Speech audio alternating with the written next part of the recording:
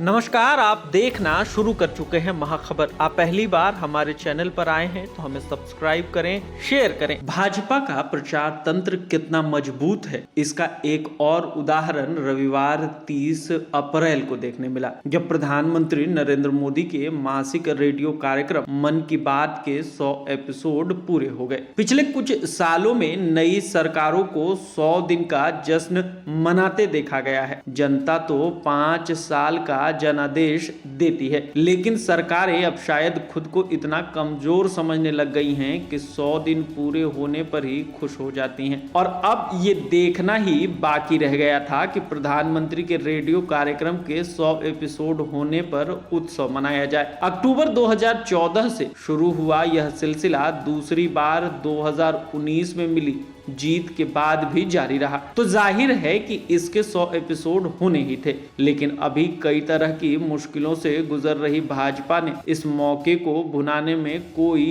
कसर नहीं छोड़ी। देश में कई प्लेटफॉर्म्स पर इसका लाइव प्रसारण हुआ, वैसे ही जैसे आधी रात को जीएसटी लागू करने की घोषणा की गई थी और इसके लिए संसद को वैसे ही सजाया गया था मानो देश को आजादी मिल रही हो। स्वतंत्रता आंदोलन में तो संघ से जुड़े लोगों ने रत्ती भर योगदान नहीं दिया। अब उनके वारिस इस कोशिश में लगे हैं कि जनता को यकीन दिला सकें कि उनसे बढ़कर देशभक्त कोई नहीं है और देश को असली आजादी उनके कर्मों से मिल रही है। प्रधानमंत्री नरेंद्र मोदी के मन की बात में मोटिवेशन स्पीकर यानी सकारात्मक विचारों की सीख देने वाले उपदेशक की तरह बात करते हैं। अच्छी बातों के प्रचार प्रसार में कोई बुराई नहीं है, लेकिन इस काम के लिए और भी बहुत सारे लोग हैं। सोशल मीडिया पर करियर मार्गदर्शन से लेकर प्रेम में मिली निराशा को कैसे दूर किया जाए और दफ्तर के तनाव को कैसे कम किया जाए, कई किस्म की समस्याओं पर ज्ञान देने वाले भरे पड़े हैं। जब सोशल मीडिया नहीं था तब भी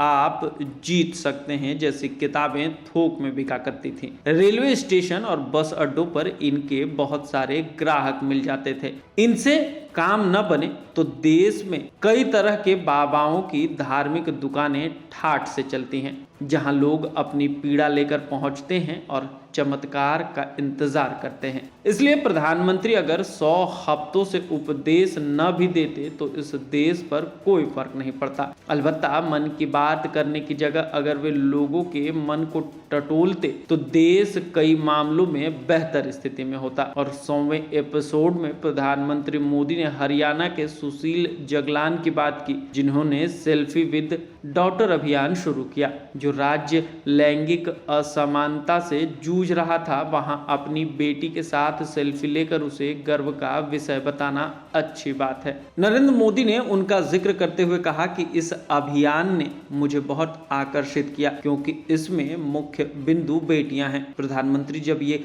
कह रहे थे तब क्या उन्हें जंतर मंतर पर बैठी बेटियों की याद नहीं आई, जो अपने साथ हुए एक गंभीर अपराध पर इंसाफ की मांग कर रही हैं। यह कैसा दोहरा रवैया है कि बेटियों के साथ सेल्फी खिंचाना तो अच्छा लग रहा है, लेकिन बेटियों की सुरक्षा पर एक लफ्ज नहीं कहा जा रहा, सिर्फ इसलिए क्योंकि जिस पर आरोप लग रहे हैं वो आपकी पार्टी का एक बलशाली सांसद है। मन की बात के श्रोताओं और उसके प्रभाव को लेकर एक सर्वे भी आकाशवाणी और IIM रोहतक ने किया है, जिसमें पता चला है कि 96% जनता इसके बारे में जानती है और 23 करोड़ लोग इसे सुनते हैं। सर्वे में लोगों ने यह भी कहा है कि प्रधानमंत्री ज्ञानी हैं। अब सवाल ये है कि ऐसे किसी सर्वे का क्या औचित्य? टीवी चैनलों में TRP की होड़ रहती है, क्यों वहां कई खिलाड़ी मैदान में हैं, लेकिन देश में तो मन की बात करने वाले अकेले श्री मोदी ही हैं।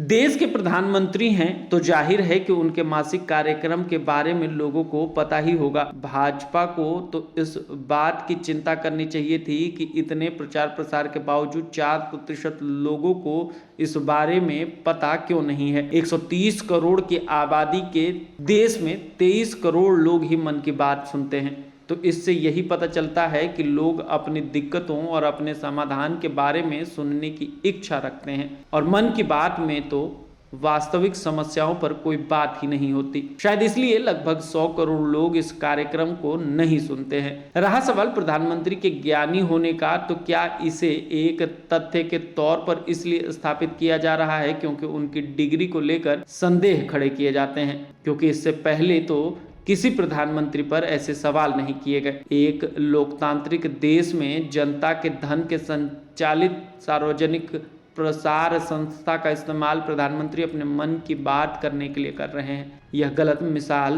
देश में पड़ी। आकाशवाणी, दूरदर्शन आदि की स्थापना देश में कृषि कार्यों में गुणात्मक सुधार और शिक्षा के प्रचार प्रसार के लिए की गया था। जागरूकता के प्रसार के साथ साथ बाद में इसका इस्तेमाल जनता तक स्वास्थ्य मनोरंजन पहुंचाने के लिए किया गया था। देश के कोने कोने तक आकाशवाणी और दूरदर्शन की तरंगें पहुंचाई गईं।